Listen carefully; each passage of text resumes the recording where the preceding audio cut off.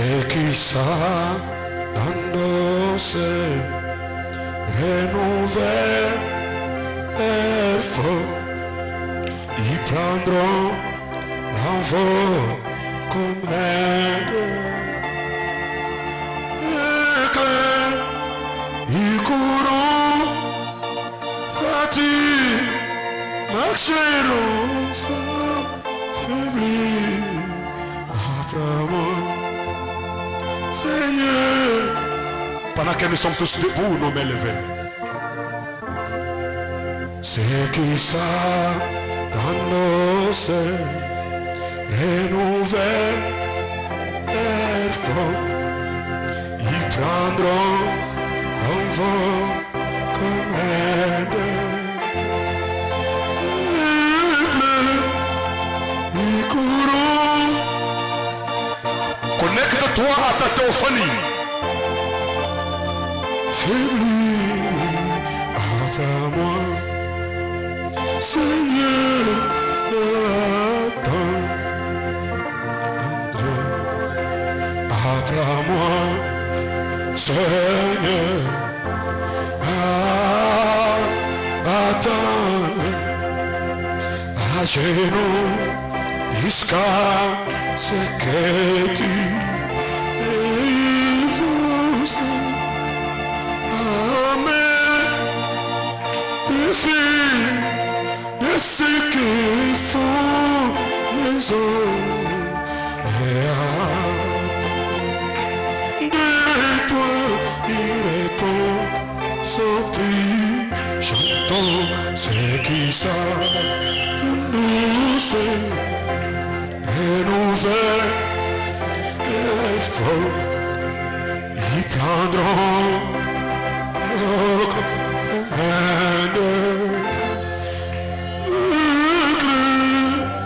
ils courront fatigués, marcheront sans faiblir. Après moi,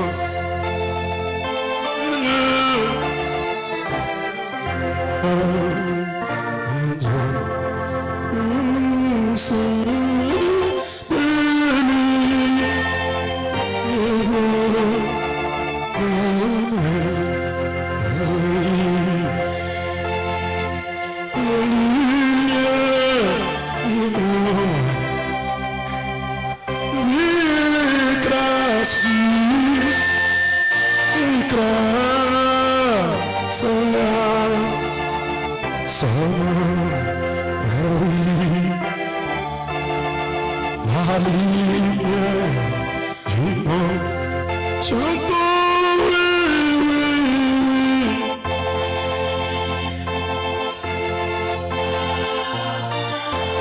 Un jour, là-haut, le cours des vexés. Alléluia,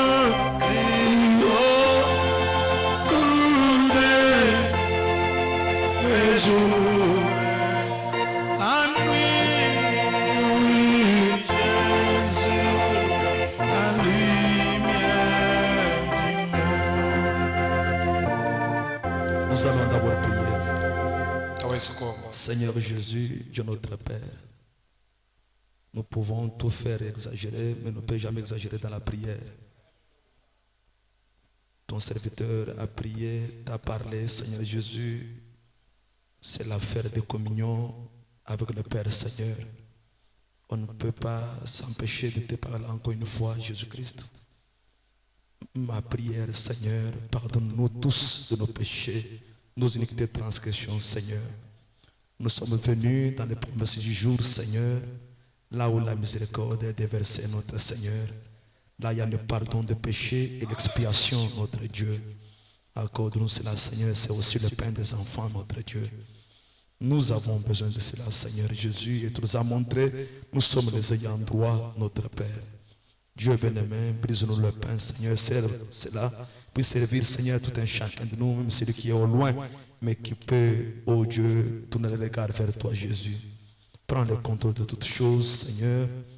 Utilise ton serviteur et accorde la révélation à tout un chacun de nous, que rien n'empêche tes enfants à entrer dans la fête du Messie, à entrer, Seigneur, dans ta présence. Accorde qu'il en soit ainsi, au nom de Saint Jésus-Christ.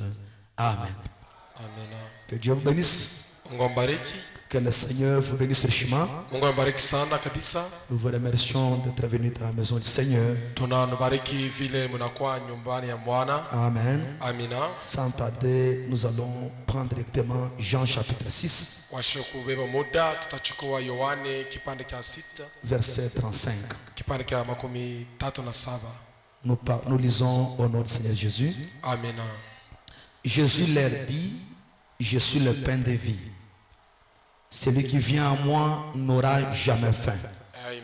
Et celui qui croit en moi n'aura jamais soif. Amen. Amen. Veuillez vous asseoir.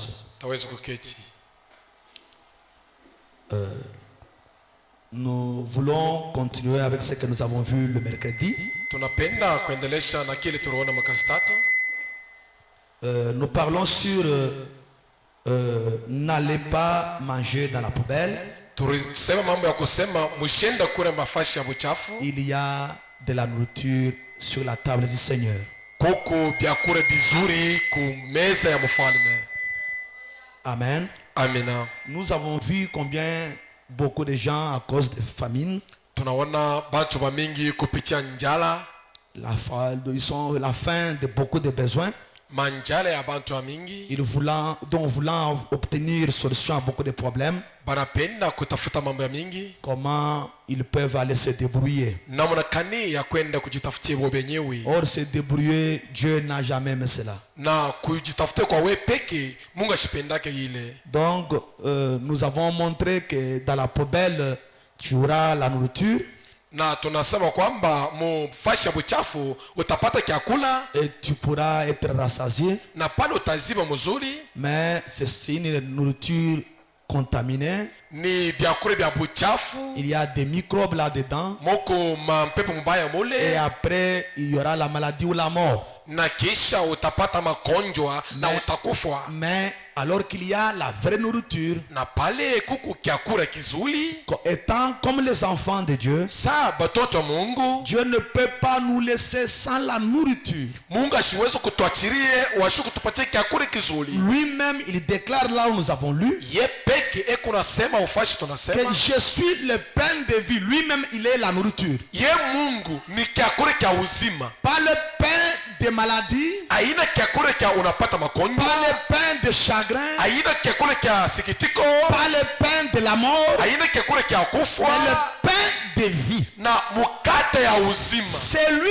qui vient à moi, ule kuna kwa kwango, il n'aura jamais faim. Ashitapata tena njala. C'est une nourriture qui nous suffit pour tous les jours. Ni chakula kinatustahili masiku yote ile tuko naishi pale. C'est une solution qui n'est pas pour perdre de temps. Ndio swali yenyewe, majibu yenyewe ya shu mwisho. Donc ça guérit même la famine. Mais ikunaisha na njala yote. Ça nous fait oublier même la famine. Ikunafanya ndio tusaulika kunjala. Donc c'est une solution qui dure. Ni majibu ya kimbingu. Lui-même il est la guérison qui dure. Ye peke ni mtunzaji wa kweli. Il est la victoire qui dure longtemps. Ndio mshindani mwenyewe. Ce n'est pas une victoire pour perdre des jours. Aina ya kushinda kwa minute kidogo. Il est la sainteté, non pas pour des réunions, une semaine de réunion. Na eko mutakatifu ina paka mujuma moja pale. C'est une sainteté jusque dans l'éternité. Na mutakatifu tina mwisho ulimwengu. Donc c'est lui qui vient à moi. Ule kuna kwa kwangu. Non seulement je le nourris, na aina paka nimupatia chakula.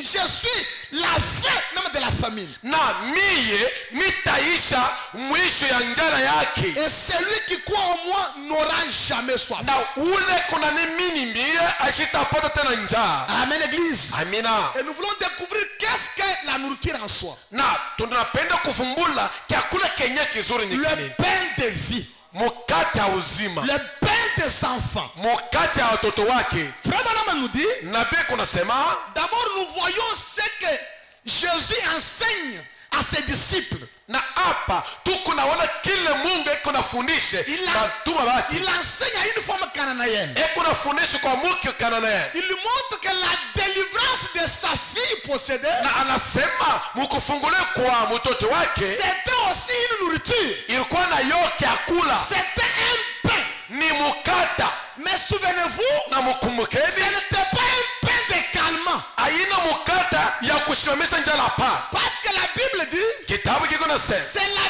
bénédiction de l'Éternel qui enrichit. ni baraka ya Mungu njo iko nanifanya mkuu. Et cela n'est pas suivi d'un chagrin. Hii haiwezi kufuata na sikitiko ndani, Donc c'est une paix stable. ni mukati ya uzima ya Une mzuri bénédiction qui dure. na ile kunaleta Une délivrance qui dure. kufunguliwa kwa Et wote.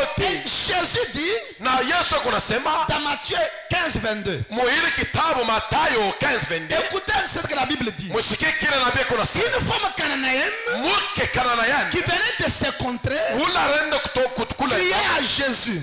anaenda kwa mwana Aie pitié de moi, Seigneur, oh mfalme ukui na buruma kwangu fils de David. mtoto wa Daudi, Ma fille est cruellement tourmentée par les démons. mtoto wangu ekuna teso kupitia bademoni.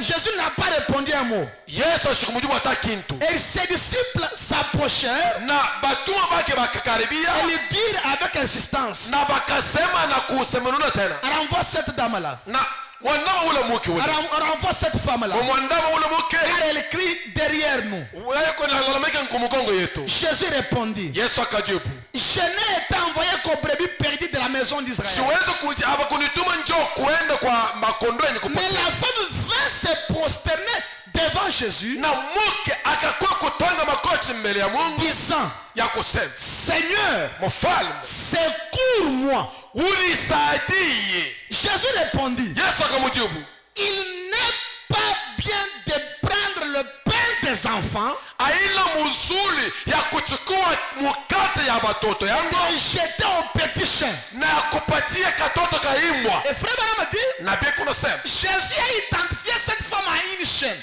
nabii kunasema Bwana Yesu akasema huyu mke sana ikaimbwa Parce qu'elle n'était pas juive. na ashikuwa wa Juda, Elle ne méritait aucune bénédiction, ashikustahili hata baraka hata moja, aucune délivrance, hakuna hata kufunguliwa, aucun salut. hakuna wokovu. Parce que toutes ces choses-là étaient la nourriture que Dieu donnait. Vyote vile vilikuwa chakula cha Mungu yenye kuleta. Amen. Amina, C'était une nourriture. ilikuwa ni chakula. C'est pourquoi Frère Branham dit, Nabii kunasema dans le message, la nourriture spirituelle au temps convenable. mwili mahubiri wanatoka kusema Point 131, il dit, mkipara cha 131 jusqu'à 132, il dit, na jina 132 kunasema vous dites, munasema pourquoi le message n'est-il pas proclamé dans de grandes places? njua nini ujumbe haina ni kuleta pafashi munene kabani Ces grandes croissades comme dans les dénominations, kufanya mambo musu munene saa des grandes conventions ou des campagnes, kufanya makampanye evanjili ya kusaba rassembler beaucoup de gens kuweka bantu ba mingi fashi pour munene apporter le message njo kuleta ujumbe qui est la nourriture où le Père a donné. ile na kwa chakula ya uzima. Parce qu'il semble que beaucoup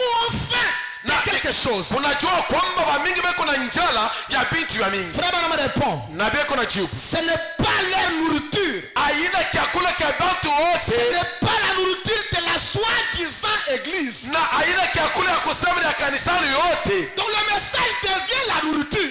Ujumbe inakuwa chakula. Vous allez voir que tous les miracles que Jésus Frère Branham faisait, Mutaona ile miujiza na beko na les tenda services de délivrance, na analeta des ukufunguliwa grandes bénédictions, na baraka dans la manifestation de Dieu, ya kuonesha kwa Mungu. tout ça était la nourriture Vyote vile vilikuwa ni chakula que Dieu donnait aux gens. kila Mungu kunapatia bantu yake. Amen. Amina. On dit que ce n'était pas pour eux, Na beko nasema ile chakula chao pas la nourriture de soi-disant église. aina chakula cha makanisani yote C'est la nourriture de l'épouse. ni chakula cha bibi harusi. Amen. Amina. C'est l'épouse de Jésus-Christ. Ni kwenda bibi harusi ya Bwana Yesu Kristo. Une église, donc un peuple choisi parmi tant d'autres. Taifa yenye kuchakuliwa katikati ya mataifa ingine La bien-aimée de Jésus-Christ. na upendo wa Bwana Yesu Kristo. La véritable église. Kanisani ya kweli Cette nourriture ile chakula est pour elle. na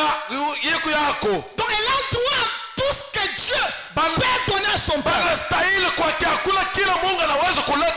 taifa Amen yake. l'église. Amina. Et frère Branham a dit, Na Biblia inasema c'est la nourriture en sa saison. ni chakula cha wakati yao, Cela leur causerait de l'indigestion. na ile nastahili na vya mtumbo yao. Et pour eux, Kwao s'ils recevaient ces choses, kama napokelea chakula cha ils ujumbe, ne peuvent pas supporter hawaweza kusika ile ujumbe. des grandes choses que Dieu a accomplies Vitu kabambi vile Mungu ako natenda pour les dénominations. ya mazebo Et ce soi-disant église, ya kusema ni ils makanisa rejettent ça facilement. beko natupa ile kweli, Ils ne supportent jamais le message. hawawezi kustahili kuichika ile ujumbe, La vie que le message donne, uzima ya ile ujumbe iko la naleta, puissance que le message donne, uwezo ile ujumbe iko naleta, et tout ce que Dieu donne à son na église, vile vyote Mungu analeta kanisani ils ne yake, supportent pas cela. bo hawawezi kusuporte ile. Amen église. Amina.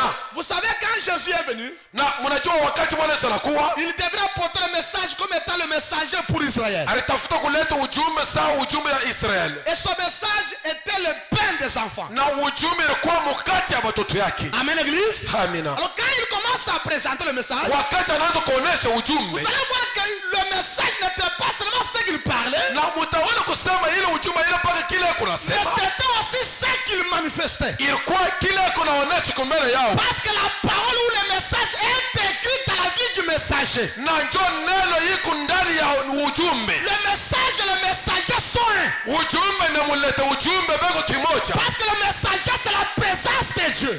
Ujumbe ni uwepo ya Mungu, Et le message c'est Dieu lui-même. na ujumbe ni Mungu ya peke. Il devient un avec le messager. Anakuya kimoja na umulete ujumbe. Quand un peuple reçoit cela, Wakati taifa inapokelea ils hili, reçoivent le pain de vie, wanapokelea mkate wa uzima, leur nourriture, ndio chakula chao, pour qu'ils n'aient plus faim. njo basipata tena kushikia Ils njaa, reçoivent tout le ciel, na vyote mbinguni, toute la puissance. uwezo yote. Amen l'église. Amina. C'est pourquoi quand vous voyez le prophète manifestait, Na wakati unaona nabii anaonyesha, il manifeste le discernement. anaonyesha kutafsiri La kwa délivrance et guérison. na kutunza, Il fait la publicité.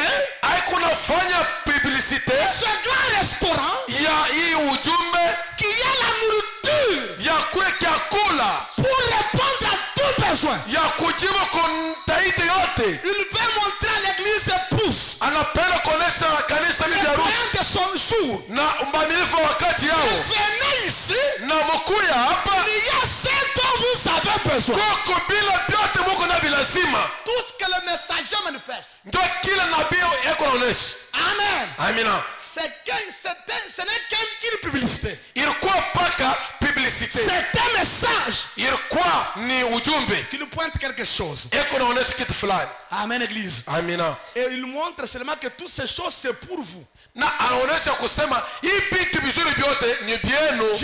Dieu vient d'ouvrir un restaurant. Eko nafungula fashi ya kukuria. La table vient d'être dressée. Oh, tabli yenye kuweka hapa C'est une fête qui est ouverte. ni karamu yenye kufunguliwa. C'est aux enfants d'approcher. Batoto yake bakanakaribia, D'après les besoins qu'ils ont. kisha na taiti itari yabo beko nayo. Amen, l'église. Amina. Ils viennent.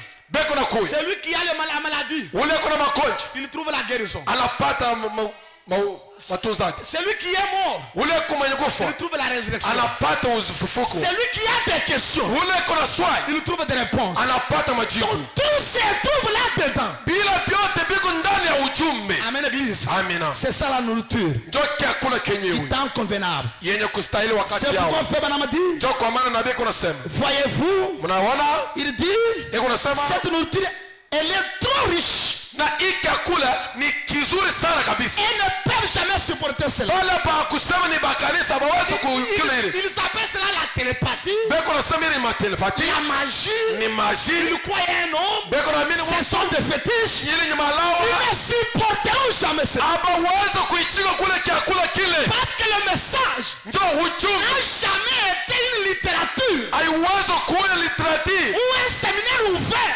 uja ile mambo N'a jamais été une école biblique. haina kusema ni masomo. Amen. Amina. Le message Ujumbe a toujours été Christ manifesté. ikuna baki kuonesha Kristo ni kuonesha peupe Et c'est tellement très riche. yenye kuwa mzuri sana. Amen. amina une puissance illimitée. uwezo ya sio mwisho Plusieurs appellent cela la magie. watu wote wataweza kusema ni malao Les autres appellent la franc-maçonnerie. watu wengine wako nasema ni malawa On ne peut pas réduire le message à une théologie. na bado kusema maujumbe ni kitu ya kufundi Amen, Église. amina kanisa Amen, Église. amina Oui, Église. ndiyo kanisa Cette table dressée, ile table ni c'est kuweka une religion du Saint-Esprit ile ni religion ya Roho qui Mtakatifu produit tout ça que nous avons besoin. ikunaleta bila vyote tuko na vilazima C'est un arbre de la vie ni ujumbe wa uzima planté ni muti ya uzima ni kuweka qui peut produire multiples fruits. ikunaleta matunda ya mingi Amen. amina Un arbre magique.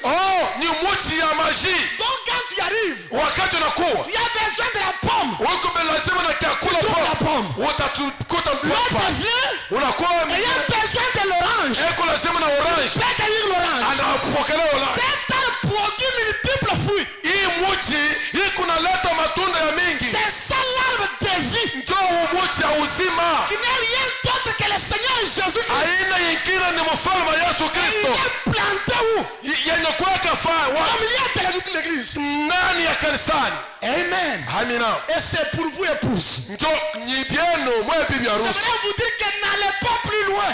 na mimi nakwambia mshenda On ne mbali vous trompe jamais. abashikulanda weye Prenez conscience. we chukua zamiri yako Tout ce que vous entendez parler vile vyote unasikia bako nasema semble être les gens. na vyote bako nalanda Mais wako ça a une maladie quelque part. ndio kuko makonja fasi fulani Amen, église. amina Le message donne tout ce que vous entendez là. ujumbe iko naleta bila vyote muko nasikia pembeni ya watu wengine Amen, église. amina C'est un pain de vie, la ni nourriture. mkate wa uzima kakuwa Frère Branham dit, na biko nasema écoutez ce qu'il dit. mshike kile C'est nasema trop de vitamines na iko na vitamini ndani qu'elles yao ne peuvent jamais supporter. ile hawawezi kustahili Voyez-vous? unaona Voyez-vous? unaona Vous ne pouvez faire cela. hamwezi kutenda vile Je ne peux pas aller leur présenter en public. siwezi kuchukua chakula kizuri kwani kuonesha watu bashuku takwamini Ça évolue dans le secret. na ile iko naenda mpaka mficho Pour ceux qui peuvent saisir la révélation, kwa pale wanapenda kushika onyo ça ne peut pas être fait comme démonstration. haiwezi kukuwa sana ni kujionesha peupe C'est vraiment qui dit ça. na pia kunasema hapo On ne peut pas présenter ça dans des croissants dénominations. hatuwezi kuonesha croissant Pour makampani voir combien nous avons des choses surnaturelles. ya kuonesha watu shimbe nyeo njo tuko na Mungu vitu vya sinatire hapa Si on amène ça là-bas, hata kama ils ne tunabonesha croiront pas. hawawezi kuamini Ce n'est pas pour eux. aina vyakula vyao Frère Branham dit, na pia kunasema munaona voyez-vous, munaona voyez-vous, munaona vous ne pouvez pas faire cela. hamwezi kutenda vile Mais pour les enfants, kwa watoto yake c'est le même message. hii ujumbe moja moja Cette même nourriture, chakula kimoja c'est du pain. ile ni mkata Il dit, c'est la vie. njoo uzima yenyewe Ce qu'il s'appelle magie, bila bo bako naleta ni malao et qu'il ne voit rien là-dedans. wakati wao waona kitu ndani Pour l'épouse, njoo butobi vya rusi ce message, c'est la vie. ujumbe ni uzima C'est un pain. ni mkate wa uzima C'est une nourriture. ni chakula Quand j'ai un besoin, wakati miko lazima na quand kitu j'ai faim, wakati miko na je njala ne dois pas aller dans des poubelles. sitenda mupubele mwapo Je sais munafanya que ce message mimi nachukua mpaka n'est ujumbe pas une simple lettre. aina mpaka manjuko kidogo Il y a un être réel spirituel. kuko kianjiko kizuri cha kiroho Il y a une table spirituelle kuko meza ya kiroho qui est dressée parmi les croyants. yenye kuweka katikati ya taifa Je n'ai qu'à m'approcher, mie ni kukaribia présenter mon besoin, ya kuleta hitaji yangu sans que réponse se trouve là-dedans. majibu iko ndani ya ule ujumbe Mes frères, bandugu yangu avec le message dont vous êtes venus écouter, na hii ujumbe munasikia moi je crois de tout mon cœur, mina roho yangu même yote s'il y a quelqu'un qui a le kyste, hata kama kuko mtu ana makonda même la kisi stérilité, hata kukosa watoto s'il peut regarder kama naweza kutazama et voir ce message na kuona hii ujumbe comme la vie, na uiku naleta uzima comme la guérison, la stérilité, ni matunzaji ya il kupikia aura cela. atapata watoto C'est atapata quoi? na mimi vile Pas pour demain. aina pale kesho Si tel n'est pas le cas, kama ile vile c'est une petite péché. mitakatala kuhubiri S'il faut quitter le message, kama ni kutoka ujumbe arrête de manger des clairs. ya kwenda mu majina na vitu vingine, Donc ça devient plus que son message. na ile wezi kuku inaita ya ujumbe.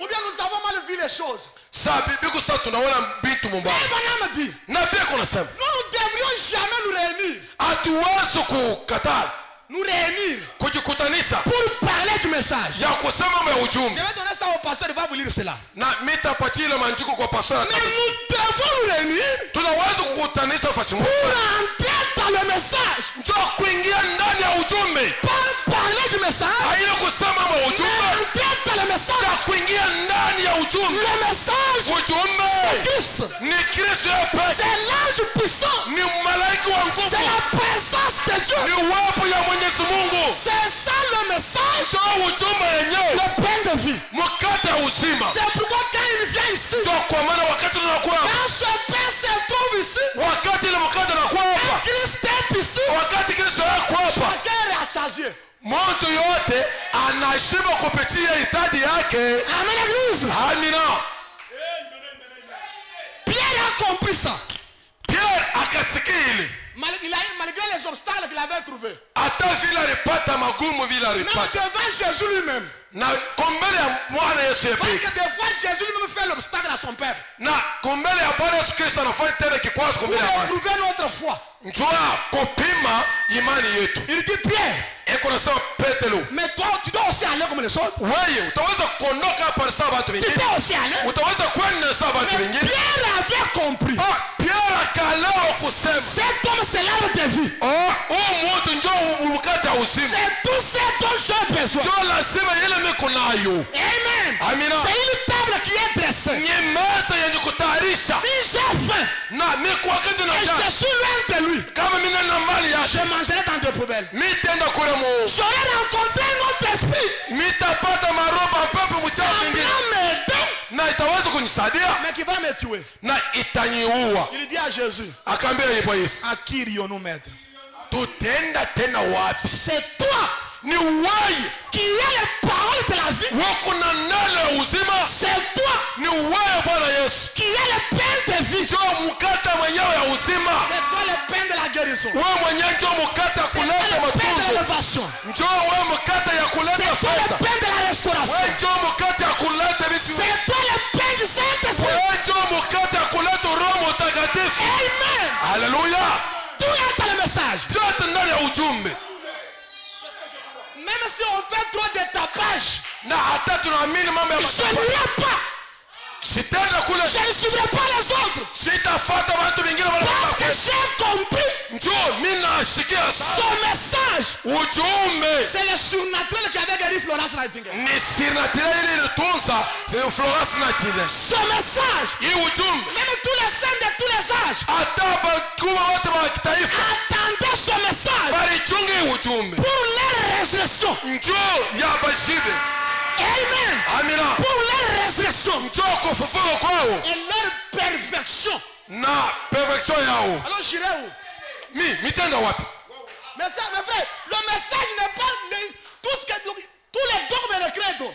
Na ujumbe iko yulu ya makredo yote. Ce n'est pas de la littérature ou un enseignement. Haina mambo ya mafundisho bintu Mais mkichwa nous vous hapa. prêchons, vous parlant des choses vraies.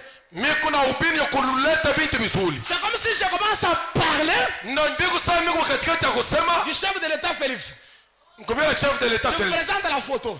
Niko na kuonesha usu Est-ce yake. que vous dites que le chef de l'État n'existe pas? Il existe.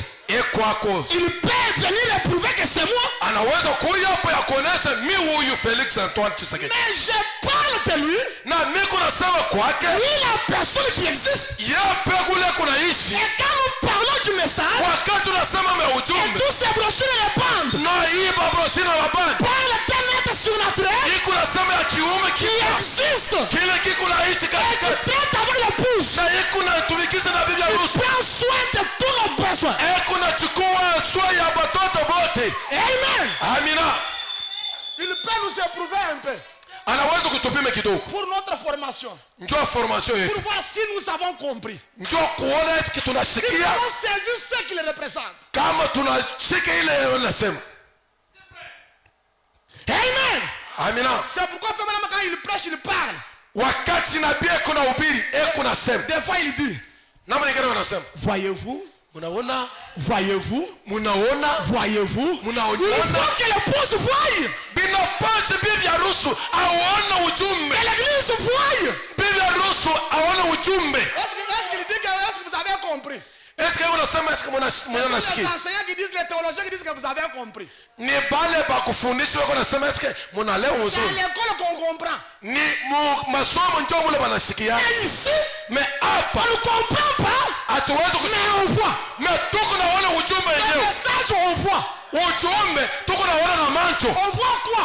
beko naona nini Une table mystérieuse. meza ya kiroho Une table surnaturelle meza ya kiroho qui prend tout ce dont nous voulons. ile inachukua mahitaji yetu ile tuko nayo Il suffit de prendre.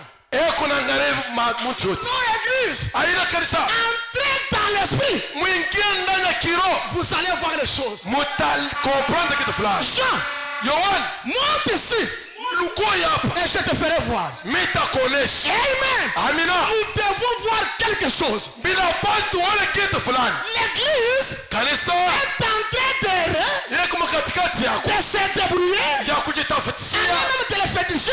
na bama yawa Parce qu'ils ne voient pas. parce que abaonde Ils lisaient, comprenaient et ils parlaient. na beko na soma beko na sikia me beko na Mais ils ne voyaient pas. me abaone Amen, l'église. amina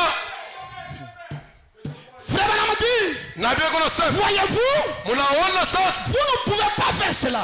amaweza kutenda vile C'est pour les enfants. ni njoo batoto yake C'est du pain. ni mukata C'est la vie. ni uzima C'est Jésus-Christ, ni Yesu Kristo le même hier, moja jana aujourd'hui, leo éternellement. na milele Nous voyons quoi? tunaona nini Le pain de vie. mukata uzima C'est quoi, Frère Branham? ni nini ndugu na C'est la vie. ni uzima Ça veut dire quoi? ni kusema nini uzima Jésus-Christ, Yesu Kristo le même hier, moja jana aujourd'hui, na leo éternellement. na milele Comme il était hier, vile alikuwa jana à Milltown, kuliko Milltown c'est Joseph Carter. kumbela Joseph Carter Comme il était hier, vile alikuwa jana Amen, l'église. amina Le même hier là, wala moja en jana Afrique du Sud. wala kwa Afrika du Sud Et le même ce matin, ce soir. kwa moja hii Et magharibi madame dit, na ndio kunasema quand à mes réunions, Mungu makutano yangu il y a un être surnaturel. kuko kiume cha kipekee Je ne dis pas aux gens de toucher quelque chose. sambia bantu kama makosa kitu fulani Je leur dis de quoi? mina bambia bamina Et l'ange du Seigneur na malaika wa Bwana fait le reste. iko na boneka Amen. amina L'ange du Seigneur le nourrit. malaika wa Bwana iko na patia chakula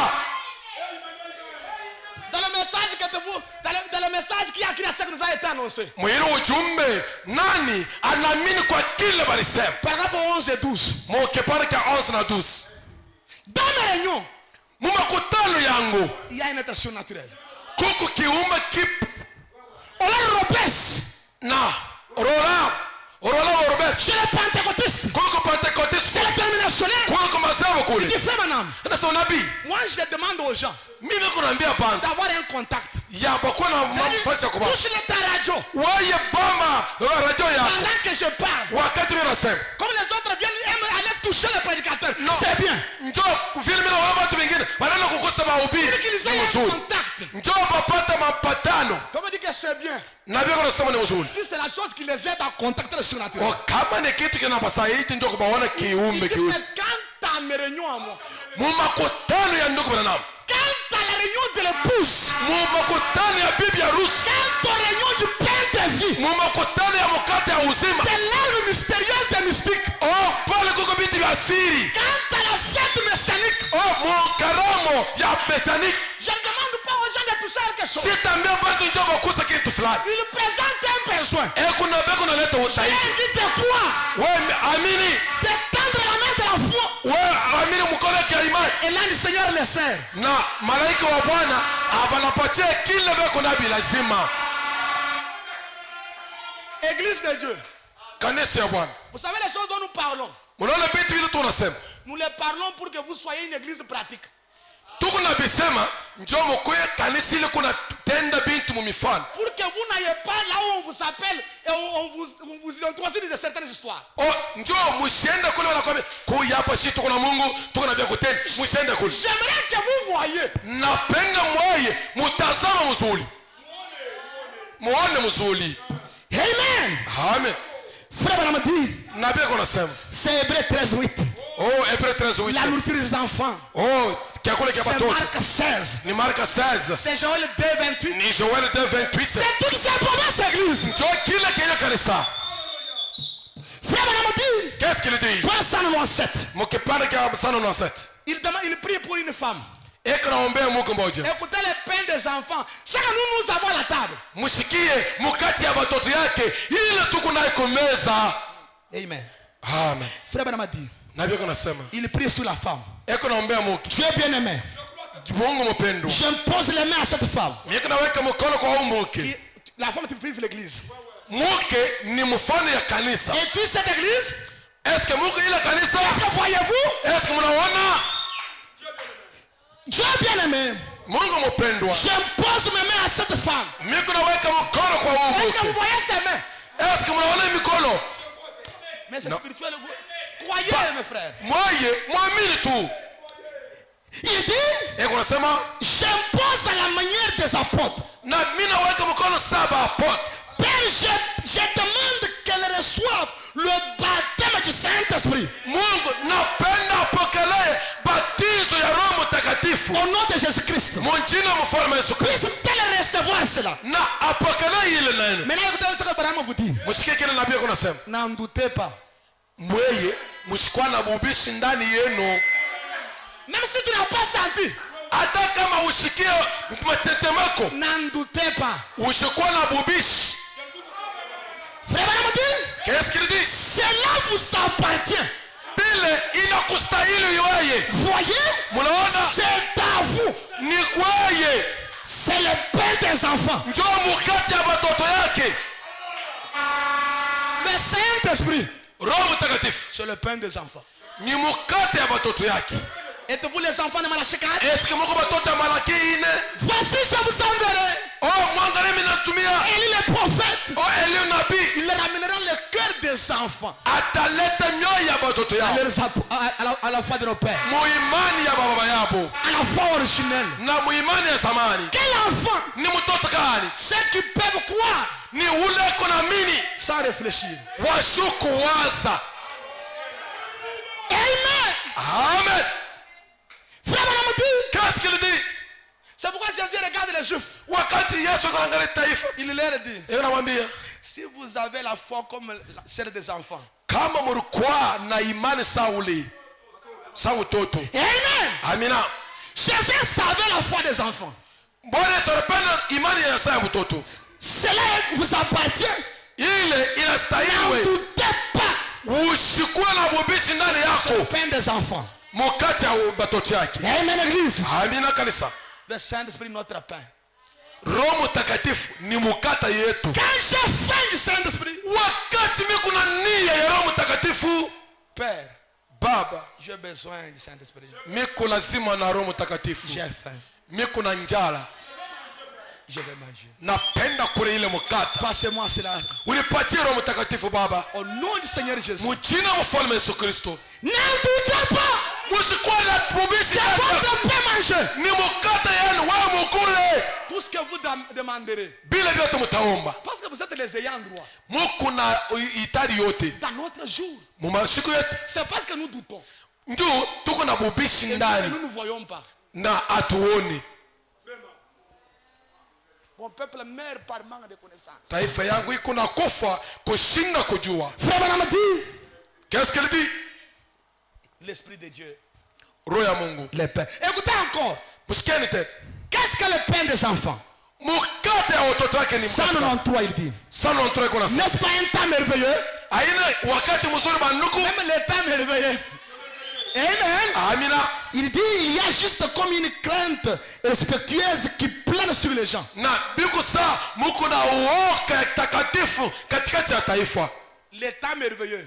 wakati mzuri. Et quand une présence vient, et cela vous donne la crainte de Dieu. Oh, wakati ile uwepo inakuya iko nakupatia kuogopa kwa kitanda. Parce que le pain de vie, quand il est au milieu de nous, Wakati mkata uzima wakati kuna ndani yetu, ça peut inspirer la crainte de Dieu. itaweza kuinspire kutosha boka Et la crainte de Dieu. kuogopa kwa Mungu. Amen. Frère Branham dit, Na pia kunasema cela sonne dans mes oreilles comme le bruit de quelque chose. na ile kuna kwa masikia yangu makelele ya kitu fulani. Quelque chose qui se déplace. Na kitu fulani sasa kiko natembea. Le pain de vie se déplace. Mkata uzima iko natembea. Frère Branham dit, Na pia kunasema comme quelque chose se déplace, je sens le bruit. sasa kitu fulani kama makelele kiko natembea tembea.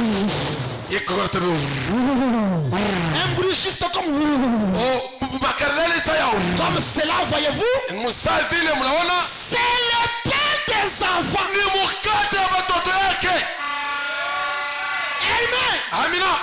Un vent impétueux. Oh, mpepo ya Un bruit surnaturel. mpepo ya kiroho. Le pain qui se déplace. Mkate iko natembea. Le pain des enfants. Mkate ya watoto Ça ne yake. peut pas être bloqué ici. Siwezi wananishika hapa. C'est pourquoi, Ndio kwa maana Frère Branham dit, na pia kunasema il y avait une dame kulikuwa mke moja à qui on avait dit l'ainsi dit le Seigneur, wale wanamwambia hivi, mfalme kunasema tu vas mourir. utakufa. Et elle s'est retrouvée à la maison Akarudi nyumbani yake en train de parler à cette femme. katikati ya kuambia kwa mke Combien il devrait, on lui disait comment tu vas mourir. na angalia vile utakufa. Cette femme-là avait parlé une bonne parole. Oh, mke ule alisema misemo Je mzuri. crois qu'elle avait vu. Mimi najua kwamba aliona. Amen. Amina. Je vois qu'elle voyait. Na mimi naona Elle avait vu quelque chose. aliona kitu fulani. Elle avait vu que chaque besoin se trouve à la table. Alijua kwamba lazima yote iko paka Dès kumeza. que l'ainsi dit le Seigneur Hata vile mfalme alisema se retrouve à la table, iko pa meza, que je peux quitter, aller au-delà. mitaweza kwenda mbali ya Je hivi. peux aller rencontrer le Seigneur. Mitaweza kuambatana na La mfalme. translation se trouve sur la table. Oh, translation iko pa meza. Il y a aussi Akamwambia nayo possibilité ya uwezo qu'on ajoute les années. ya pamuongezea tena miaka ingine. Amen. Amina. Amen. Amina. Elle a dit quelque chose de bien. Akasema kitu kizuri. Comme le pain était là, Vile mukati ya uzima le ilikuwa. pain s'est déplacé. Mukati katembea. Elle a écouté. Mukati akasikia. C'est Christ. Christ Elle est allée dire à Frère Branham, akambia ni frère bana. cette femme-là, Ule mke ule elle a fait notre choix. alikuwa na choix ingine. Dis-lui Mwambie qu'elle ne mourra plus. asitakufa tena. Esiji le Seigneur. Amen. Amen. Ce sont les choses du pays. Ni vitu vya taifa. Les choses de notre Ndio vitu vyetu vyenyewe ya watu. Frère Branham dit, Na pia kunasema voyez-vous, unaona c'est le pain des enfants. ni mkate ya watoto yake. Voyez-vous, c'est le vôtre. Na mwamini C'est à vous. ni njua Ce weye. n'est pas à moi, Haina kwa hii ndugu c'est na à vous. ni kwa mwaye Je suis reconnaissant miko mwenye kujuolika juste à ce moment même. ya hii wakati yenyewe. Je suis bien portant, Miko mzuri autant que je sache. wakati najua. Mais c'est du pain pour moi aussi lorsque j'en ai besoin. Ni mkate yangu wakati miko naye lazima. Ce même ange du Seigneur Malaika moja moja qui se déplace, ule kuna tembea. c'était important pour cette dame-là. Ilikuwa mzuri kwa ule mke. On me dit que maintenant je suis bien. Na Biblia inasema hapa mimi nasikia mzuri. Mais quand j'aurai besoin, Wakati miko lazima na quand j'aurai faim, kama mimi na njala ça sera aussi important pour moi. bitakuwa na bio mzuri kwangu. Je serai aussi rassasié. Mitashiba na mimi mzuri. Amen. Amina. Maintenant tu peux avoir quelque chose. Hapo utaweza kuona kitu fulani. Même les jours où tu seras à l'hôpital, Hata siku ile utakuwa les muhopita. temps où tu auras besoin du pain, Wakati utakuwa lazima ça sera important pour toi. vitakuwa vya dhamani kwako. Amen. Amina. Parce que ça se déplace. Oh, mkati kuna tembea. N'êtes-vous pas heureux, église? Mais hauna na mwenye kuwa na furaha kanisa. Frère Branham dit, Na Biblia inasema oh, c'est du pain de vie pour vous. ni mkate wa ulazima kwako. C'est de l'encouragement. Ni kukukangamisha wewe. Amen. Amina. Pour vous qui n'êtes pas malade, Kwa mweye amuna magonjwa, cela élève simplement nos cœurs jusqu'à devant Dieu. ile iko natosha paka roho kumbele ya Mwenyezi Mungu. Le même pain, Mkate moja moja. le pain de vie. mkate wa uzima. La même nourriture. Chakula kenyewe La même solution au problème. na solution kwa mambo yote C'est Christ lui-même ni Kristo pekee. qui est l'ange du Seigneur. Wewe malaika wa Bwana. Même quand tu n'es pas malade, Hata wakati una mgonjwa. ça élève nos cœurs. Oh, iko na lamusha roho yetu Juste devant Dieu. kumbele ya Mungu. Un jour, Siku moja j'étais fatigué, nilikuwa mwenye kuchoka. épuisé. Mwenye kuchoka sana Mais kabisa. t'as pas sûr que je peux prier même 5 minutes. Sikuwa na lazima ni nguvu ya kuomba hata 5 À minutes. un moment donné, Wakati ingine j'essayais de prier. naanza kupima kuomba ya kulala. Ce pain Mwili wakati s'est transformé inakubadilika en une soucoupe volante kwa skopo pour la me transporter ya kumchukua mtumishi juste dans la présence de Dieu. ni muwepo ya Bwana. Et j'ai prié en esprit. Wakati akaomba mukiro Qu'est-ce? nini Si je ne suis pas malade, kama shina mgonjwa ça me transporte un peu. bitatuchukua yule mbele Dans la présence de Dieu. tina kuumbele ya Mungu. J'ai vu, Mikaona Shedao j'ai vu akaona tena les pains mukati sur nos tentes. mutante mule Les tentes de Jérémie mutante ya Jeremie en train de traverser. mukatikati ya kujunguluka Nous avons eu la paix. turi kupata oka Et nous avons pris fuite. na tukakimbia Les wakati ennemis. kwambia ambie Jeremie Un homme qui a vu dans l'esprit ule aliona mukiro le pain mukati qui créait la paix sur les ennemis. ikunaleta kwa Et Jeremie ils ont pris fuite. Quel est le pain qui fait fuir les gens? ni mukata kani itaweza kukimbilisha bantu. L'autre a dit, Mwingine akasema je vois. mimi naona Ce pain-là, ile mukata c'est le pain de Gédéon. oh ni mukata ya Shedao. Fuyons, nous allons mourir. Tukimbia tutakufa. Frère, Bandugu yangu que ce pain hii mukata soit ta guérison. nyema ikutunze. Que ce pain Hii mukata soit ton élévation. ikuwe kunyanyuka. Que ce pain Hii mukata soit ta consolation. ikuwe msaada wako. Amina. Que tes ennemis voient Na Jeremia que aone ce même message, hii ujumbe wa c'est jabu. Christ qui vous soutient. Oh Kristo ule kuna kusaidia. Amen. Amina. C'est Christ Ni qui Kristo te fera quitter du ridicule. ule anakutoa chini Au mbaya. sublime. Anakupanisha Il yule. va essuyer tes larmes. Kuna kutoa machozi. Tu n'as pas à pleurer. Wewe kurumama C'est kulia. vrai que tu vois. Napenda mutazame. Amen. Muone mzuri. Les hommes spirituels, Bantu wa kiro ils voient ça. beko na wana ile mukata. Oh, église. Oh kanisani. Je sais que vous voyez. Mimi najua kwamba mko naona. Amen. Amina. Oui, église. Ndiyo kanisa. Mais le problème, Mambo la plupart des enfants batoto ba mingi sa vont aller manger dans la poubelle. banapenda kwenda kuna mubuchafu. Par manque de la vraie nourriture. Oh, kushinda chakula kizuri. Par conséquent, Mnamna ils ingine sont malades. beko bakonjwa. Les autres morts Bengine wanakufa. parce qu'ils ne voient pas. Njoo abaone unaenda kufanya madawa unakufa. Auone chakula kio ya.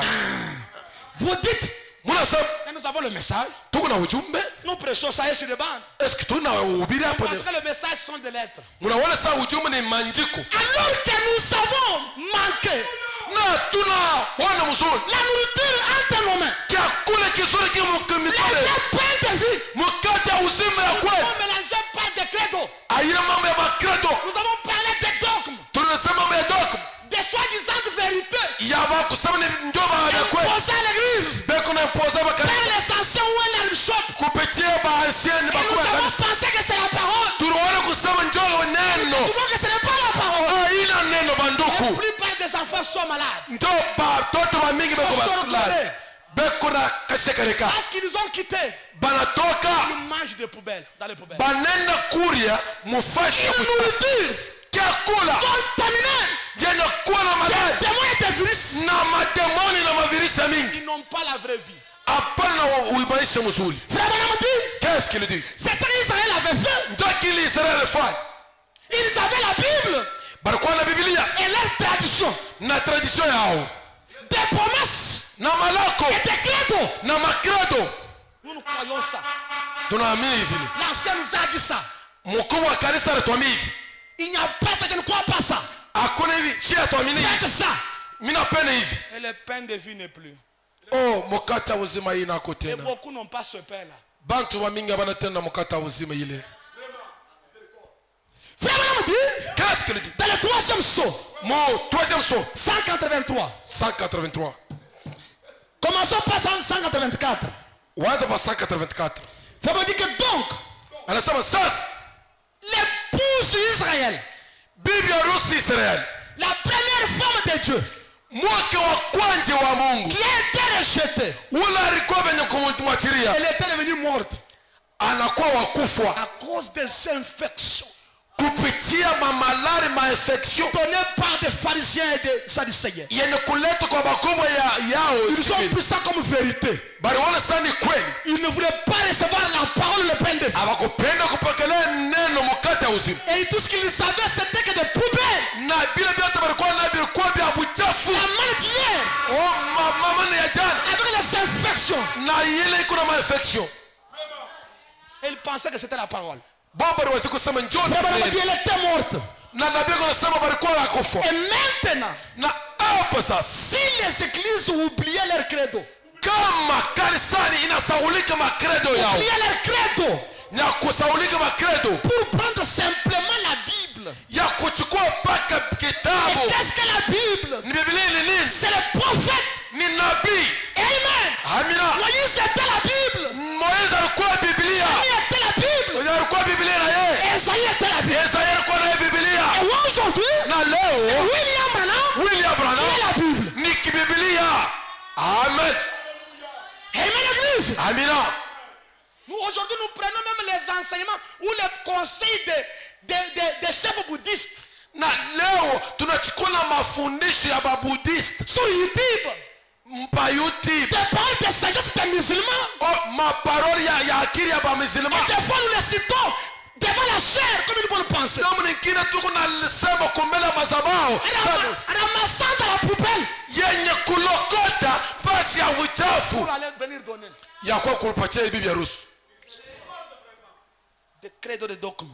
makredo. Mais si nous pouvons oublier cela, Kama tunaweza kusaulika Frère Branham dit, na pia kunasema pour prendre simplement la Bible tunaweza kuchukua et Biblia réclamer la promesse, na kureklame malako alors la parole elle-même, na pale neno elle yopeke nous dit elle-même, na yopeke elle fera son effet sur les églises. italonesha nguvu mbele ya kanisani yao. S'ils peuvent mettre de côté les poubelles et autre chose. Inatosha ile mambo ya pubeli ya kule ya buchafu. Et Frère Branham dit, Na pia kunasema ça aura des effets. italeta maefi. Mais vous voyez, Na mnaona Jésus a dit, Yesu akasema vous par vos traditions, mwaye kupitia matradition mazoezo, kupitia mazoezi yenu nous sommes habitués à faire ça. shie tushakuzobelea kufanya vya hivi na vya Frère hivi. Branham dit que dans chaque église a son ordre. Na nabii anasema kanisani yote ni karaka na order yayo. Mais dans votre église, qui est le chef? Mukanisani yenu mfalme ni nani? Qui est-ce qu'il y a-t-il le souverain berger dans votre église? Ni kinini kiko na kokota souverain sacrificateur pa Elle est mukanisani. devenue libre comme prostituée. Anakuwa huru saa bibi wa kaba. Est-ce que Christ a la parole comme nous là-bas? Est-ce que Kristo neno iko na dumu mule? Est-ce que lui la parole le roi? Ye peke neno yenu Lui mfalme. l'époux? Ye bibi wa harusi. Il nous a laissé l'ordre. Alilete maordre Voilà. mtende hivi. Mais d'où viennent nos désordres que nous avons? Na madesordre ile tuko nayo inatokea Donc, wapi? nous sommes de chaque église là. Na ile tuko ile kanisa Les ni presbytériens et les sadducéens. ba presbyterian na Mais pour l'épouse, njoo bibi harusi. l'ordre allait suivre les bandes. Oh, Lord iko paka mubanda. Nous avons. Et Shito. voyez-vous comment nous avons apporté les infections? Mwana vile tunaleta mamalari infection. Frère Branham dit, Qu'est-ce qu'il dit? si nous pouvons abandonner ces choses-là, Kama tunaweza kuachilia binti vyote vile. vous par vos traditions, vous annulez l'effet de la parole de Ya Dieu kwache bisele vyana vya neno ya Mungu vile. sur vous. Eh bien, Na mzuri. c'est exactement ce qui se passe aujourd'hui Njoo kile kiko napitakana leo. avec Ève spirituelle. Na Eve wa kiroho. Voyez-vous, Unaona? l'épouse spirituelle d'aujourd'hui, Bibi harusi wa kiroho la leo prétendue église, na yenye kufanana sa la kanisa. prétendue épouse, Yenye kufanana sa bibi harusi. avec une santé spirituelle médiocre, Na prétendue épouse. eko na afya mzuri mmekiroho maskini. Frère Branham dit, Na Biblia inasema elle prend la parole de Dieu anachukua neno ya Mungu et elle ne veut pas l'accepter na abapenda kuamini ile neno sa place, na pafasi yao elle accepte des dogmes. banaitika mabisela yao. Des credos, ce sont des soi-disant vérités imposées par l'ancien à l'église. Croyez ça. Mwamini hivi tuitaba wa bantu Nous croyons ça. shiye tunaminake bya hivi Dans quelle écriture? mumanduka gani? Écoutez ce que votre pasteur dit. Wewe mshike kile nabii wenu yuko nasema, pastor wenu yuko nasema. Mais nous écrivons Tukunaendelesha selon Malachie 4 et autres. Malachie selon 4. Malachie 4 na bingine na Luc 17:30. Mais d'où vient le credo? Ma credo inatokea wapi? L'élenco d'Agan. Na malenko ya daka iko natokea. Quelque chose d'étranger. Bintu bya mukini. Il nous tire de la poubelle. Na chakula kia buchafu. Frère Baramati, Na biko nasema l'église accepte des dogmes. na kanisa anichike na ye bya vile. Par conséquent, Munamu nyingine la parole, neno ya le pain de Dieu, mukata ne uzima fait pas son effet sur l'église. aitende tena katikati ya taifa. Étendue épouse. Yenye kusema ni bibi harusi. Voyez-vous? Munaona Parce qu'elle essaie d'injecter son credo na banapima kuingisha bisela bya kuichika bya hivi na hivi à la parole. kwa neno. Et ça ne marchera pas. Habita temea hapa. Amen, l'église. Amen. Frère Branham a dit, Qu'est-ce qu'il dit? j'aimerais vous lire pour terminer. Napenda kusoma ndio kuisha. Quand nous lisons dans la foi est une ferme assurance. Mwili imani Frère Branham a dit dans point 15, il dit, mu kipande kia 11 du 12 avril 47, il dit, les jours dans lesquels nous vivons, masukile tuko naishi leo. c'est un jour qui est caractérisé par une paix instable. Amen. Un jour qui est caractérisé par une paix instable. Et un repos instable partout. Na majibu yenye kuleta fashi yote. Les gens courent ça et là, Bantu beko nenda kwa hivi na hivi. cherchant tout ce qu'ils peuvent chercher. Beko na tafuta na bya tafuta. Presque tout le monde peut se faire des adeptes. Na bantu bado wanaweza kufanya byote vile. Tout le monde Yeah. peut avoir des gens qui les croient lui. Beko na bantu ya kusema munamini paka mimi. Moi, tel ancien, j'aime le mieux. Miye iye mukubwa mimi namupenda. Seulement ce que j'ai dit. Paka pili mimi nasema. Moi, tel homme prophète. Oh, nabii fulani Voilà ce namupenda. je Ndio kile napenda. Mimi munaamini paka vile. Tout le monde peut se faire des adeptes. Mtu yote anaweza Et kufanya. c'est ça le temps dans lequel nous vivons. Ndio wakati ile tuko naishi. Et beaucoup moins intéressant pour chercher les gens, donc quelqu'un qui peut être leur chef.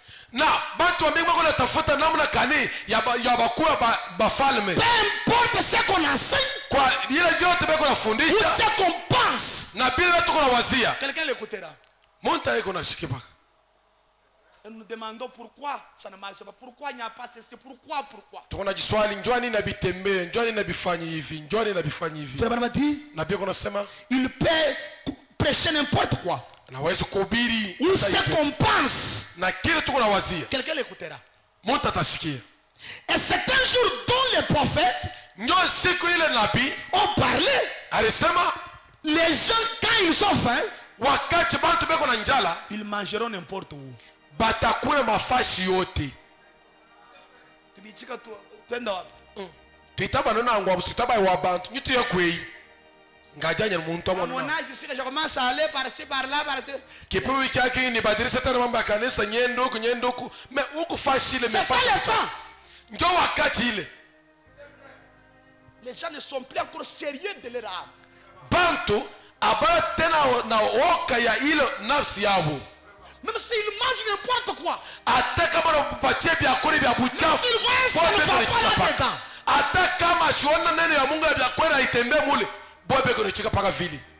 Kama inatoka On va aller où? mitenda wapi? Il semble que beaucoup de gens Biku bantu ba mingi. ne sont pas sérieux avec leur âme. Hapana seria na nafsi yao. Frère Branham a dit, Na biko nasema quand ils sont faits, ils vont manger n'importe où. wakati wanafanya vile batakula Ils fashi. mangeront dans une poubelle. Batenda kula mafashi ya buchafu. Alors qu'avant, ils mangeaient à la table. Na mele banaanza kula kumbela meza. Et les gens étaient consolés. Na bantu banakuwa benye Ils kusaidiwa. avaient le salut. ya kupata wokovu, un vrai témoignage, wote ushuhuda mzuri, des gens convertis. watu wenye kubadilika. Mais qu'est-ce qui se passe aujourd'hui? Aina vya ile biko napitikana leo. Il y a beaucoup d'églises aujourd'hui. Kuko makanisa leo On passe à voir le surnaturel. bataweza kuona Et kimbeko na beaucoup kiroho de choses. na vitu mingi. Pourquoi il n'y a pas une bonne santé spirituelle? Njoo nini hapana na asi mzuri mkiroho? On a injecté des choses. Banabingisha bintu bibaya. On a injecté des histoires. Banabingisha bintu bibaya abistahili hata na neno Et ya nous kweli. mangeons n'importe où. Na tuku na kuna fashi yote hata ya buchafu. Kanisa. L'État nous manque de vous présenter beaucoup de choses. Wakati na tukosewa njoo kunaonesha vitu ya mingi. Na Biblia kunasema Même s'il y a une expérience d'un vent impétueux. na hata kama kuko experience ya mpepo ya Le baptême du Saint-Esprit. batizo wa Roho Mtakatifu Ça peut être infecté. inaweza kuleta nayo, Ça peut avoir des microbes. inaweza kuwa na mamikrobe. Abraham a dit, je dois savoir, oui, j'ai senti un vent impétueux. Na mitaweza kujua kufashi kani mimi napata roho Tu dis que tu as vu cela sur moi. na ulipokea upate ile kwa Mais je pastor, dois savoir mais d'où cela vient. na mitaweza kutambua inatokea wapi. Est-ce un baptême qui vient de la poubelle? Eske ni batizo inatokea fashi ya buchafu? Toute expérience ne vient pas de Dieu. Na maonyo yote haitokea pa kwa Mungu. C'est Abraham dit, Na Biblia kunasema les démons qui imitent le christianisme, mademoni iko na pima na hiyo mambo ya ils Kikristo. peuvent produire n'importe quoi. Inaweza kutenda miujiza hata Ils ont aussi une limite de bénédiction. beko na mabaraka yao, Mais des démons imitateurs. na mademo yenye kufuatilisha. Kanisa, Nous vivons dans un temps très critique. tuku naishi wakati mubaya sana. Nous devons veiller Tunaweza kukesha sur vous-même kwa wewe et sur la nourriture que vous mangez. na kwa chakula kenye uko na kula. L'église veille sur le pasteur. Kanisa iko na kesha kwa Le pasteur pastor est sur l'église. na pastor na iko na C'est un temps ni wakati. où si vous ne tirez pas attention, Kama ukeba ange vous allez vous demander, utajiswali, mais où est le Dieu du prophète? Mungu wa nabii kwa wapi? Le temps viendra où vous serez coincés. Wakati itakuwa ile Tu auras tellement de besoins. utakuwa na lazima. Si tu ne tires pas attention, Kama ukeba ange tu abandonneras le message. utache ujumbe. Si le pasteur ne tire pas attention, Kama pastor à cause des besoins, kupitia mania il ira chercher des fétiches. atenda kutafuta Il madawa, ira manger dans des poubelles. atenda kula mkia Il cherchera des consolations ailleurs. ataweza kutafuta makosa, Alors que la table est pleine de bonne nourriture. na meza iko na vyakula vizuri Il y a hapa. trop de besoins de vitamines d'église. Moko na mavitamini ya kweli Frère pale. Branham dit, Na pia kuna sema chaque bénédiction rédemptrice baraka yote ya kiroho pour laquelle Jésus-Christ est mort ile Bwana Yesu alikufia yo et qu'il a acquise par son expiation na ilifanya kupitia expression au calvaire na kulukana est placée sur la table. anaiweka pa meza mzuri, Et chaque croyant na mwaminifu yote est assis devant cette table. mwenye kuikala kumbele hii Il meza dit Alléluia. anasema haleluya. Si j'ai besoin de la guérison, Kama miko lazima na matunzo, j'ai dit, nasema Père, Baba passe-moi la guérison. munipatie matunzo, Donne-moi cela, Seigneur. munifanyie mfalme. Remplacé par ton besoin. Wewe weka pania yako Importe ce que tu as. nini kunayo. Si tu as besoin de quelque chose, Kama ukubezwa na pango on dit que nous sommes assis sur la table. mbaraka kanasema tuko mbele kuikala kumeza. Si c'est la guérison, Kama ni matunzo, Père, passe-moi la guérison. o Baba unipatie kwa afya njema. Abraham me dit, Na pia et kunasema j'ai rempli mon assiette na mimi najaza sani et yangu mange bon. na mimi nakula chakula kizuri Mange un bon. na kula kizuri. Maintenant, Hapo sasa si vous, kama mwei vous voulez mourir munapenda mukufe, de faim, munakufa na njala, mukufeni vyakula viko pa meza memwe que c'est réponse sur Genèse swali 215. 215 kunasema Si vous ne voulez pas manger, kama wapenda mukule chakula tu vas kiazu mourir. utakufa njala. Ça regarde Dieu. Ile eske ni mambo ya Mungu? Hapana. Il y a la table dressée. Kuku meza yenye kutayarisha Tout est sur la table. mabaraka yote yiko pa Frère Branham, meza. si j'ai besoin, Na pia kunasema kama niko na lazima, peut-être toi tu es en bonne santé. wewe Tu es en bonne santé. uko na afya njema, Mais tu as un besoin. me uko na nia Peut-être une bonne marche victorieuse. na unapenda kuwe kuna hata munene Ou une délivrance. na unapenda hata kufungula kwa Mungu Tu es bloqué. mwenye kufunga fashi fulani. Père, Baba, Passe-moi la délivrance. unipatie wokovu, Donne-moi le travail. unipatie kazi mzuri. Donne-moi la guérison. Baba unipatie afya njema, Donne-moi la consolation. unipatie Et msaidizi. maintenant me dit, Na Biblia inasema c'est à la table. huko mbele ya meza, Pas que nous serons. Pas que nous serons à la table. hata vile mkati kwa meza. Maintenant même. Hapa sasa tuko Assis à la table. tuko mbele ya En meza, d'autres termes, ni baba nous yetu. sommes devant celui qui donne tout. Tuko kumbele kwa ule kunaleta vyote. Amen. Amina. Mais devant celui-là, Hapa sasa on peut mourir. hapa tutakufa na njaa, Parce qu'on ne demande pas. parce que awamo ile pango kuna ile simu. Pas qu'on reçoit ça. Wakati kuna lomba baba unipatie kwa watoto, ndio pale Mungu atakupatia hao. Quand tu demandes, Wakati utaomba Mungu nipatie mpango, dans la main de la foi. weye unoshe mkono ya imani, Et que la main ne tombe pas. na ili mkono Que ishanguke, la foi soit toujours haute. ikuwe paka yulu kabisa, Jusqu'à ce que tu tiens quelque chose. kila wakati unashika baraka Cela yako. se matérialise. Oh, njoo ile na kwa kweli inaonekana. Amen, l'église. Amina. Beaucoup ne sont pas consolés. Bantu bamingi abakuwa Ils basarizo demandent, beko naomba mais ils ne tendent pas la main. me abonyeshe mkono, La main de la foi. mkono ya imani Des fois, ils essaient de tendre la main. beko naonesha mkono. Satan leur dit, Satani kunasema baissez les bras. wewe mshushe mkono, Et ils baissent les bras. wewe na wewe unichiko na Mais shusha c'est impatient. bashu kuchunga Mais c'est impatient. mais c'est impatient. Fais-moi dire Alléluia. Na beko nasema Dans haleluya. la table, il y a tout ce que nous voulons. Pameza peko bintu bizuri vyote vya Fais-moi dire, si lazima. vous voulez mourir de faim, c'est vous-même. Na beko nasema wakati unapenda kufa njala, Oui, utakufa monsieur. njala peke. Ndimo. Frère Branham dit, Na beko nasema sur la table, pameza il y a la prophétie. kuko kinabii, wewe La unapenda vraie kinabii. prophétie.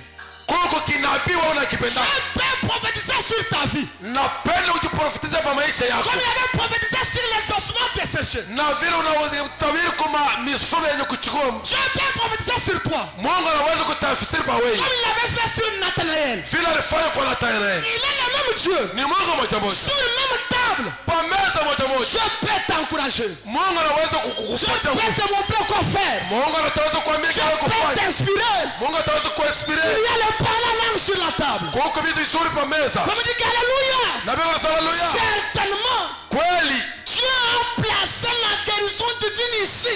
Mungu anaweka matunzo ya kiroho hapa. Sur la table. Kwa meza ya neno. Il a placé la prophétie. Anaweka kinabii. Sur la table. Kwa Il meza. a placé le parler langue. Anaweza Ici sur la table. kwa meza kusema kwa Il Luka. a placé 9 dons spirituels. Anaweka manefu don spirituel. Pas seulement le parler langue. Haina pamo kusema kwa Pas Luka. seulement l'interprétation. Haina pako kutafsiri kwa Pas seulement la guérison. haina pako Il matunza. y a 9 dons qui sont sur la table. Kuko tena manefu hili kwa meza. Il y a les dons de miracles. Kuko zawadi ya miujiza. Les dons de surnaturel se trouvent. Miti sinatei kwa hapa meza. Et nous voulons. Bila pia tuko na bila simu. Sur la table. Biko kwa meza. Qu'est-ce que tu as besoin, église? Wako na lazima na kitu kani wewe. Inclinons la tête. Tukandamisha micho yetu. Frère me dit que le voici. Na biko nasema yoi. Nous sommes assis devant la table. Tuko benye kuikala kumbela kwa meza. Tu as faim, c'est vrai. Wako na njala na nia kitu fulani ni Tu kweli. as tenté d'aller te débrouiller. Ulichunga uende As-tu ukajitafutia. compris que tu peux mourir après avoir mangé les fausses choses? Hawezi kuamini kusema utakufa wakati utenda kule vya kule vya uchafu. Après avoir eu l'argent d'une autre façon, Kisha kupata makubwa fedha ya malawa le kufufukula. succès et la popularité, Masikse na mambo watu wanakujua mais sana. cela va t'amener où? Bile bitakuleta wapi? Kulufu. J'ai vu les gens se lever avec beaucoup de succès. Mimi naona bantu beko natafuta kavumu. Et les hommes juste en train de l'envier. Na bantu wanapenda kubatamania. Comme un arbre verdoyant. Vile sawa amenifu. Mais avez-vous considéré leur fin? Est-ce que ushakuona mwishi ya bala Mais bantu? Dieu nous donne une fin noble. Oh, Mungu anatupatia kyakuja kazuri. Une bénédiction qui nous amène dans l'éternité. Baraka ya shu mwisho. Dieu peut donner la bénédiction Mungu anaweza kutupatia qui baraka. n'est pas suivie de beaucoup de problèmes. Haina yenye kufuatilisha na mambo Qui n'est kumukonga. pas encore une souffrance ajoutée. Ila haikuwa tena magumu kumukonga Ce yao. que Satan te présente, Kila shetani na ce kuonesha n'est pas une pomme. haina poa mzuri. Frère Branham dit, Nabii kunasema bâti, bati bâti, bâti, bâti, bati monsieur bâti, Laissez partir. Madame partie. Madame parti. Ce que tu vois là Kile unaona kile. n'est pas la pomme. Haina pomme. C'est un citron. Ni citron. Mais venez à l'arbre de vie. Ukuye hapa. Venez à Christ. Ukuye mu Il Kristo. y a un vrai fruit. Koko matunda Il y mzuri. a le fruit de l'esprit. Koko matunda kiroho. Il y a une vraie délivrance. Koko Il y kufunguliwa. a un vrai salut. Koko uzima Une milele. vraie connaissance. Iko kujua De vraies vertus. uwezo ya nguvu. Un vrai Saint-Esprit. Roho Mtakatifu ya De kweli. vraies expériences. Eko onyo ya mupya. Tout cela se trouve ici. Vile vyote viko hapa meza hapa. Tu peux manger. Utaweza kulia kulomba kile kuna kilazima. Je te rends. Maintenant je reviens.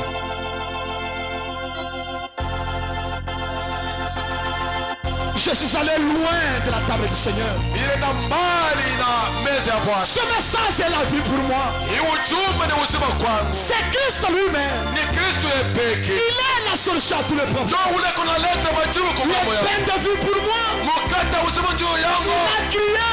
Aliomba. Vous tous qui avez faim, Sote wote vile kuna nia ya vous chakula. serez rassasiés. Mutashiba na chakula kizuri.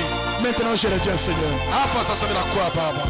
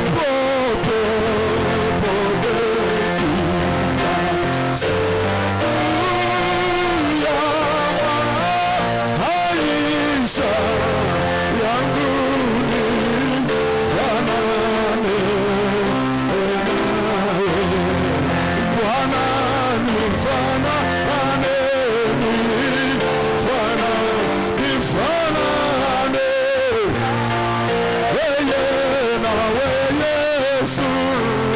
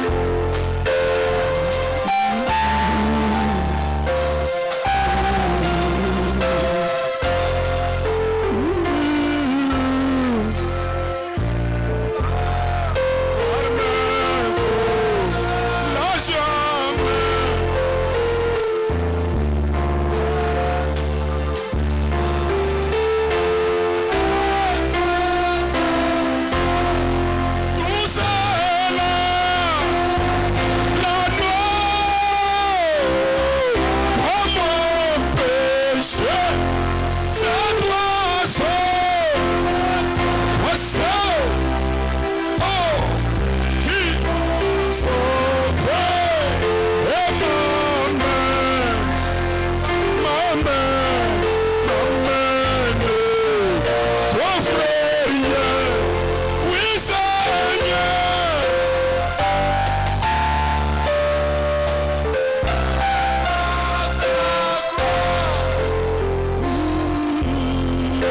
Sur une côte, c'était une vieille croix,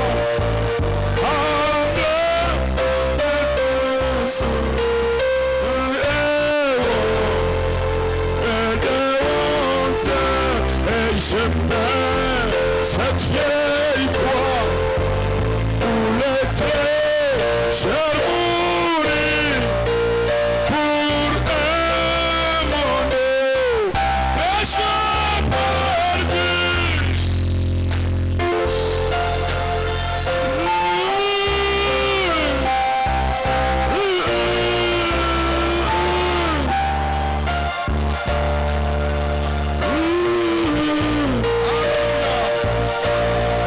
Alléluia. Alléluia. Père, passe-moi la guérison.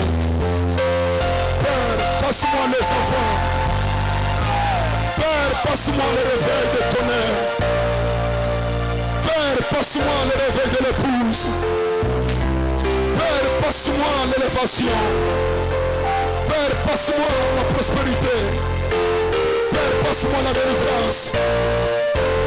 Père, passe-moi le changement. Père, passe-moi l'adoption.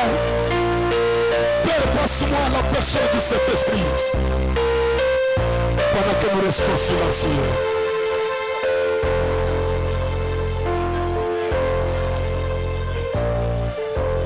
Et j'approche le pasteur Élisée.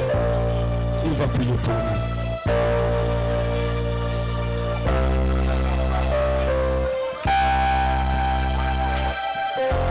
Seigneur Jésus, Dieu bien-aimé, Dieu de toute grâce, tu avais trop de choses à parler, Seigneur, que tu m'avais donné, Seigneur Jésus. Dieu de William Branham, c'est que je connais, Seigneur Jésus, et que toi, tu n'es pas limité, Père. C'est pourquoi je te prie, miséricordieux, d'aller, Seigneur, à chaque semence d'Abraham, Seigneur Jésus, chaque semence de la promesse, oh Dieu, de lui révéler ces choses, notre Père, de lui accorder la grâce d'entrer dans l'Esprit, Seigneur Jésus, pour voir toutes ces choses que tu as placées devant nous, notre Père. Qu'il voie, Seigneur Jésus, cette table qui est dressée, pleine de nourriture vitaminée, Dieu de toute grâce et de miséricorde. Ô roi de toute bonté, j'ai parlé, Seigneur, pour toi. Maintenant, je te prie, Seigneur, puisse l'ange du Seigneur faire le reste, Père, divin roi. Qu'il nous détache merveilleux des mille dénominations, le Seigneur. Qu'il aille partout où il y a les enfants égarés autour des poupées, le Seigneur Jésus, pour les ramener à la table, oh Dieu du ciel. Qu'il essaye la nostalgie, Seigneur, comme le fils prodigue, oh Dieu, qu'il se souvienne, Père, qu'ils savaient, Seigneur, le Père, qui a tout pourvu pour eux, Seigneur. Il y a de la nourriture et de l'abondance, oh Dieu, préparé pour eux. Ils peuvent manger, Seigneur, l'adoption. Ils peuvent manger la guérison, Seigneur. Ils peuvent manger toutes les révélations, Seigneur. Même l'éternité, Seigneur. La foi parfaite, oh Dieu. Ils peuvent manger, Seigneur, la voie de l'enlèvement. Seigneur, ce secret du ravissement. Ils peuvent manger jusqu'à ne plus, Seigneur, avoir faim, oh Dieu. Toi, le pain de vie, la satisfaction du cœur et de l'âme du croyant, Seigneur. Accorde le véritable Dieu.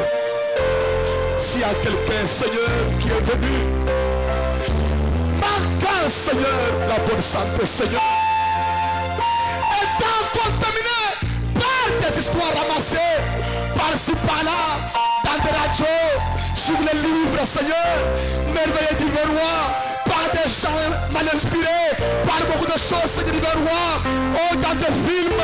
Père, nous voulons un nettoyage à l'ancien monde, Seigneur. Nettoie-nous, véritable Dieu. Examine-nous, véritable roi.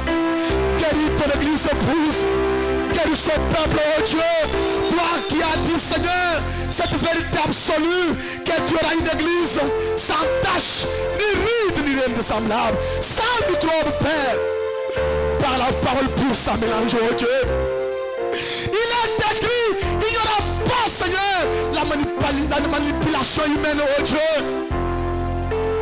Aide-nous, oh Dieu, de demeurer, Seigneur, autour de ta parole, Seigneur.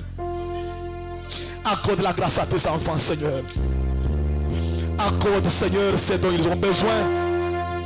Comble le vide merveilleux et satisfait à tout besoin parce que tu es Dieu. Rends témoignage à ta parole, Seigneur. Je prie pour le pasteur et pour moi-même, Seigneur. Aide-nous à rester fidèles à toi, oh Dieu. À comprendre et voir, Seigneur, que c'est toi qui as le parole de la vie, Seigneur. Et c'est toi qui peux combler, nous rendre, Seigneur, tellement heureux et tout ce que nous avons besoin, Seigneur. Bénis les offrandes et dis-moi toutes choses. À remplir ton peuple partout. Au nom de Jésus-Christ. Amen.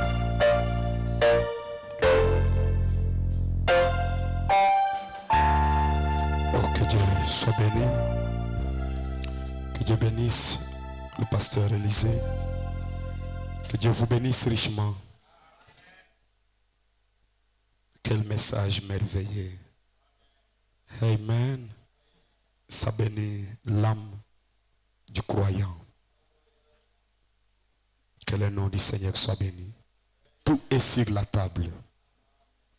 Si vous mourrez de faim, ça vous regarde que vous-même. Amen. Vous savez, dans le sermon intitulé L'unité de 1962, malheureusement je n'ai pas la version française, j'ai la version anglaise. Écoutez ce que Elohim dit. Now, maintenant, when Adam and Eve, quand Adam et Ève listened to the lie of the devil, ont écouté le mensonge du diable, the holy image of God left them. La sainte image de Dieu les a quittés. Donc Adam et Ève étaient allés manger dans la poubelle. Et la sainte image de Dieu les a quittés. Donc la chute de l'homme, c'est parce qu'il était allé manger dans la poubelle. Donc le fait d'écouter quelque chose qui n'est pas la vérité, le fait d'écouter un faux enseignement, cela fait que la sainte image de Dieu vous quitte. Et aujourd'hui, Dieu a ouvert les seaux pour ramener la sainte image de Dieu. Quelle est cette sainte image? C'est la théophanie. C'était le pouvoir d'Adam. C'était la position d'Adam. Est-ce que vous êtes avec moi? C'est là qui a quitté Adam et Ève parce qu'ils sont allés manger dans la poubelle. Ils ont donné les oreilles à Satan. Oh, je ne sais pas si vous écoutez ça. Donc c'est ça même la cause de la chute. Ils sont allés manger dans la poubelle. N'allez pas écouter des enseignements théologiques. Ce qui se raconte à la radio et autres. Nous avons les bandes. Nous avons la parole de Dieu. Il a été dit à William Branham d'emmagasiner la nourriture. La nourriture a été déjà emmagasinée. C'est à vous de vous servir. Tout est sur la table. Oh, manger et la sainte image de Dieu revient. Que votre théophanie revienne en vous. Que votre présentation revienne en vous. Je ne sais pas si vous comprenez l'épouse. C'est là la cause. Parce qu'ils sont allés manger dans la poubelle. Que Dieu soit miséricordieux envers nous. Brother Branham says, their fellowship was broken with God. Leur communion avec Dieu était brisée. Parce qu'ils sont allés manger la poubelle. Une femme qui part écouter des bêtises. Amen. Ça cause le problème dans le foyer. Parce qu'elle est allée écouter les mensonges. Ève est allée écouter quelqu'un qui n'était pas son mari, un frère qui s'est approché et ils ont parlé des choses qu'ils ne devraient pas parler. Ils ont commencé à rigoler, se toucher sur le corps. Et voilà la cause de la chute. Amen. Parce qu'une femme est allée causer avec quelqu'un qui n'était pas censé être son mari. Et le diable a laissé une semence en Ève. Et c'est cela qui a produit Caïn. Amen. Peut-être au téléphone, une femme qui parlait avec quelqu'un qui n'était pas son mari et parle avec de légèreté. Et c'est la poubelle. Ou un frère qui parle avec une sœur qui n'est pas sa femme, il parle des choses sales, c'est la poubelle. Et vous écoutez ça, la sainte image de Dieu vous quitte. Amen. La théophanie vous quitte. Et plus de communion avec Elohim. Plus de communion avec Melchisedec. Pourquoi? Parce que vous avez mangé dans la poubelle. Jésus a une table où le Saint de Dieu invite le blé, viens dîner. C'est vrai, il nourrit avec sa main, pourvoit à tous nos besoins. C'est bon de souper avec lui tout le temps. Oh oui, viens dîner, les mains te rappellent, viens dîner. Tu peux fêter à sa table tout le temps, lui qui a nourri la foule et changea de l'eau en vin. Il appelle la femme. Viens dîner. Pendant que nous sommes debout. Les disciples débarquèrent en obéissant à Christ. Car les maîtres les appela, viens dîner. Là ils trouvèrent leur désir, pain et poisson sur le feu. Il satisfait les affamés tout le temps. Oh, alléluia! Viens dîner, m'appelle. Oh Seigneur, nous venons manger à la table, cette table à 7 plats, les 7 sceaux révélés, les 7 tonnerres qui donnent la foi de la translation. Jéhovah, nous ne voulons pas commettre la bêtise que la mère Ève avait commise pour écouter les mensonges du diable, et cela a fait que la sainte image de Dieu le quitte. Nous voulons, Seigneur, rester, oh Dieu, conformément au songe de Junior Jackson. Il y avait plusieurs qui avaient enlevé leurs yeux sur la pierre, oh Dieu, le granit blanc. Seigneur, que nous soyons du nombre de ceux qui étaient restés en train de regarder cette révélation qui n'avait jamais vu le soleil. Cette révélation qui a existé avant la création du soleil, c'est la révélation qui a existé avant Dieu. Oh Seigneur, permets que cette assemblée puisse réellement observer cela et entrer dans le message. Bénis ton serviteur, le pasteur Élisée, combien il a une bénédiction pour nous, Seigneur. Bénis sa famille, bénis son église, bénis son ministère. Garde-nous de toutes les poubelles. Garde-nous de toutes les offres de Satan, car il n'a rien de bon à nous offrir. Garde ces hommes et femmes, Seigneur. Nous croyons que tout est sur la table. Il y a la prospérité, il y a du succès, il y a l'élévation, il y a des parcelles, des maisons, des véhicules. Il y a même le Saint-Esprit. Il y a même le retour du livre. Il y a le retour de la sainte image de Dieu. Oh Jéhovah, permets que nous puissions accéder à cela. Merci. Bénis le chemin de retour. Prends soin de tes enfants. Et ramène-nous ici demain. Attire les gens de partout. Au nom précieux du Seigneur Jésus-Christ. Amen. Que le Père de lumière vous bénisse richement.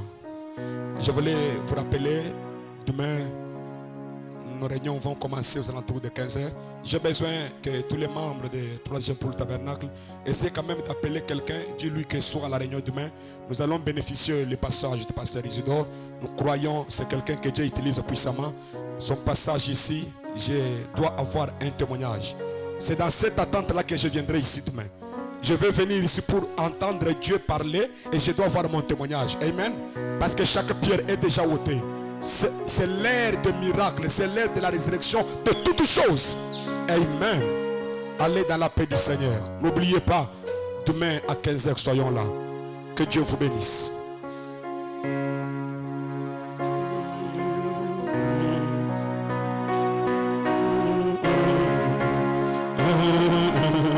Bientôt l'agneau prend l'épouse.